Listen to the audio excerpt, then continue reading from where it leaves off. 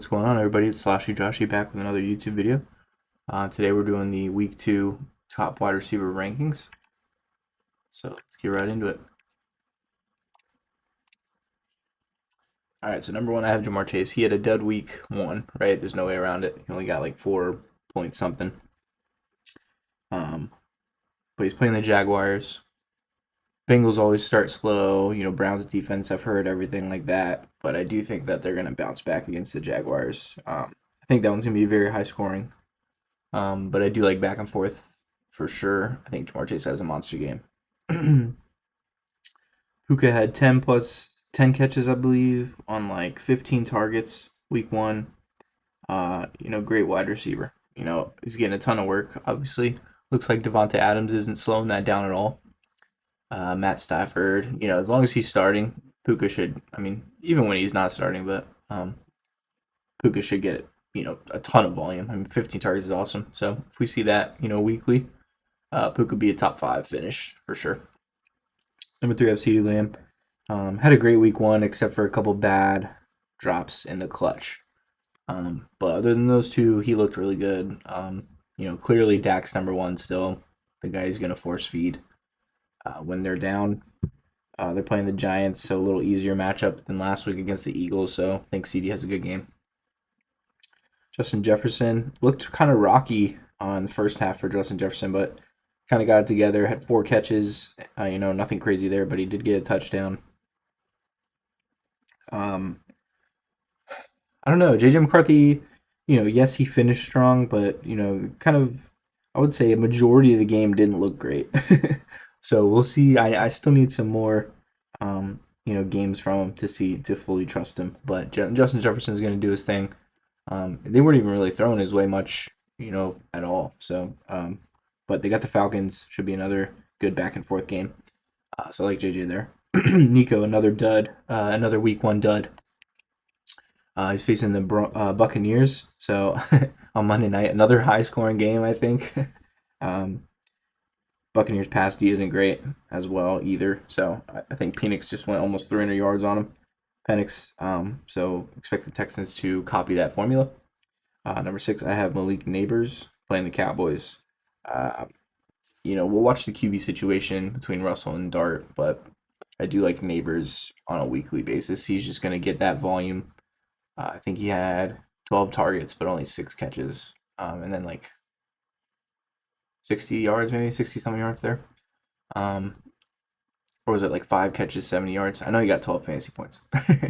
So not like a dud week, but he was a late first, early second round pick. So a lot of people are expecting big 20 plus games from him.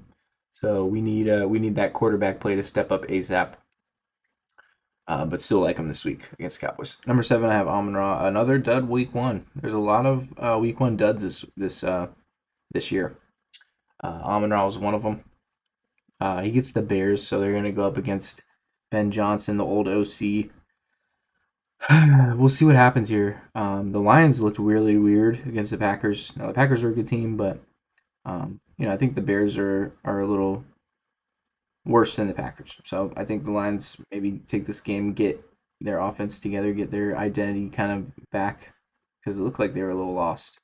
But Amon-Ra is going to get his points, get his targets.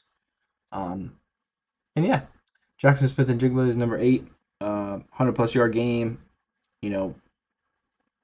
They could not run the ball.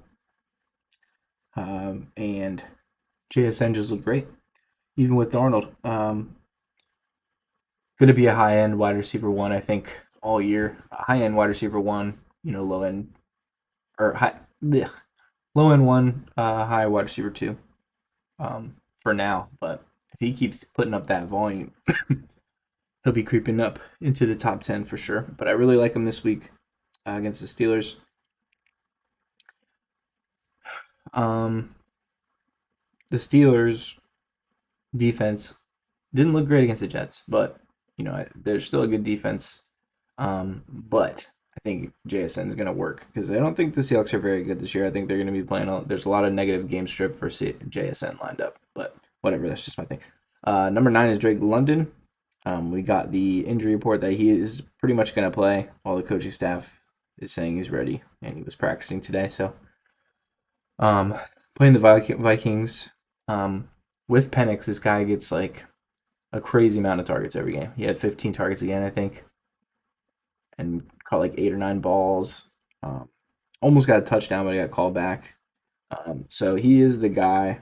He is Penix's favorite target. So putting him at number 9. Number 10, we have Brian Thomas Jr.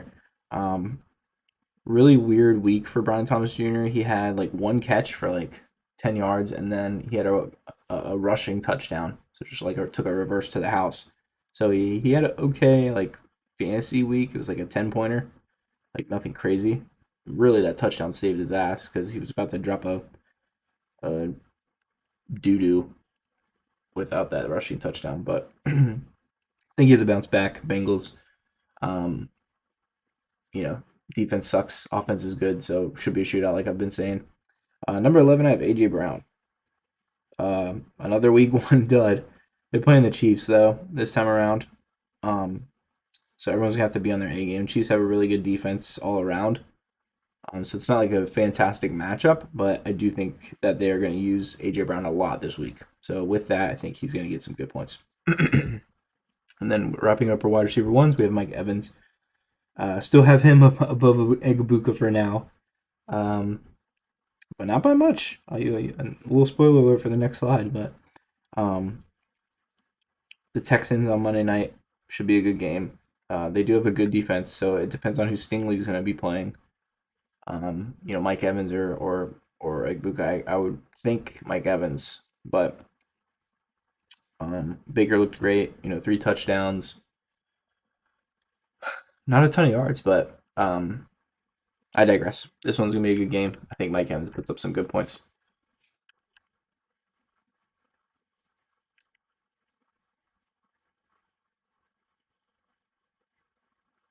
I have AJ Brown twice, don't I? Oh my gosh, who's that supposed to be, dude? Damn it, I'm sorry. I don't know. I haven't. There's no way of me knowing. So we're just gonna keep going. 14 and me and me Buka. Um, really like him. Really a 2 touchdown game. 4 or 5 catches. Seemed to be the big play guy. Um, and was getting open pretty consistently too. So I like him at 14. His stock shot up for me last week 1. 15, Lab McConkey. Um, really good volume. He didn't get the touchdowns unfortunately, but he had like 6 catches for 70 something yards. So that's kind of like his floor almost, which is sweet. Like even if um, Keenan Allen caught 1 touchdown, Quentin Johnson caught 2. So even if we get one of those, moving forward with Lad, he'll be a great wide receiver moving forward. T. Higgins out at 16. Same kind of thing as Jamar Chase. That one's going to be a shootout. So like T. Higgins as well that week. 17, DK Metcalf. Seemed to have a pretty good rapport with A-Rod. 4 touchdowns from A-Rod. The offense was humming. So I like DK.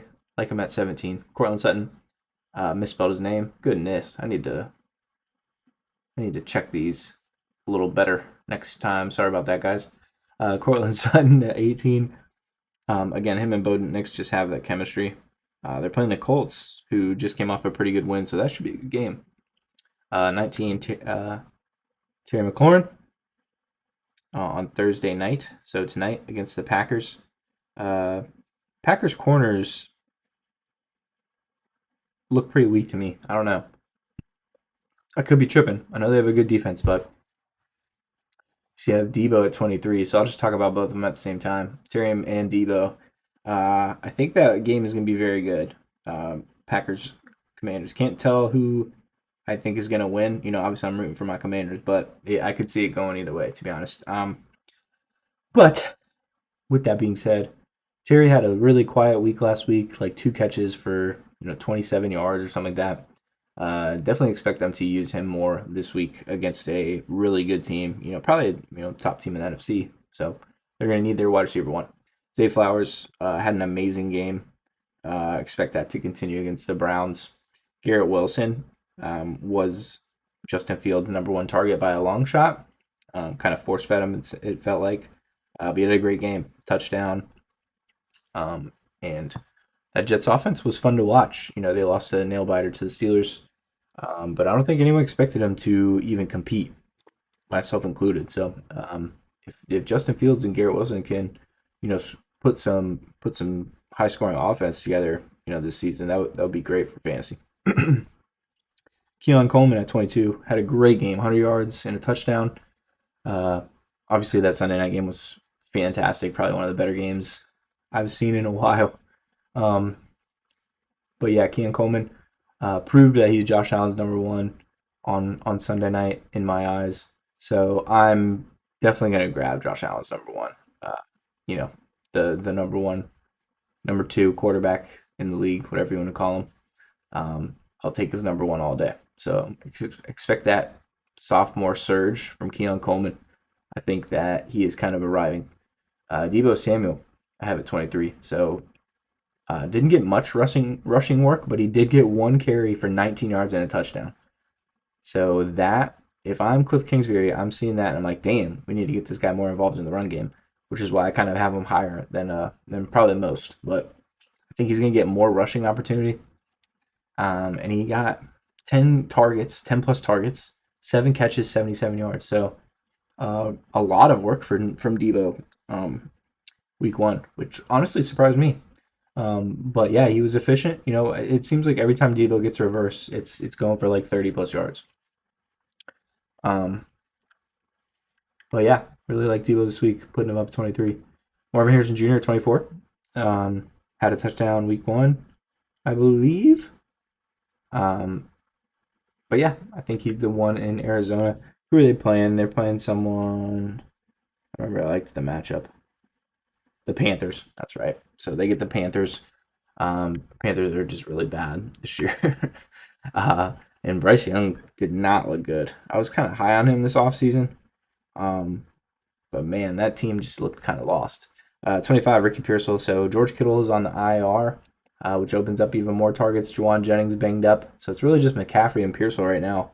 We'll have to see what Purdy, the injury with Purdy looks like. If Purdy's not playing, I'm probably dropping Pearsall down to, I'm honestly like mid 30s or even off the list. But we'll see.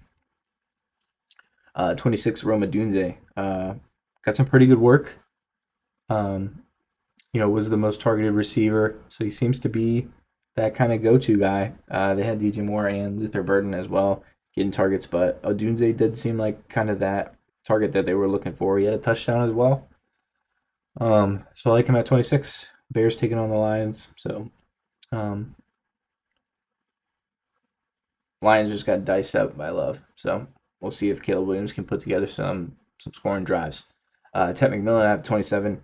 Um, Honestly, this is one of those just benefits from the game script type thing. I don't think the Panthers are going to win a ton of games this year. So I think they're going to be passing a lot down. And Ted's going to get some work. So he did have a pretty solid game. I wasn't like a dud or anything. So like him this week at 27. Jacoby Myers had a really good game, especially once Bowers left. I think he had 7 catches for 98 yards, somewhere around there, if memory serves. Um, But yeah, Gino seemed to have chemistry with him, liked throwing him the ball a lot. Even when Bowers was in, he was still getting pretty good targets. So, like Jacoby Myers at 28, Hollywood Brown at 29, and he could rise up the list even more.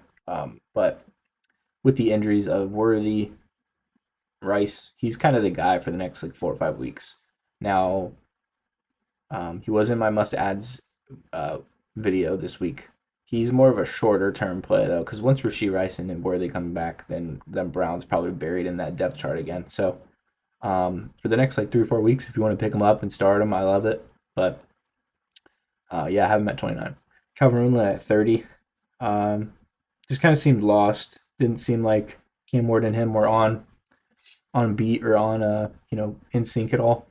Playing the Rams, which they have a good D, but like Calvin Ridley at 30, he's still the number one option there, so should get some passing work for sure. George Pickens I have at 31. Didn't really have a great week one. It was all CD, but George Pickens will get his turn against the Cowboys, I think. They just have weak corners, so I think George Pickens takes advantage of that. 32, I have Travis Hunter. Had a pretty good week one.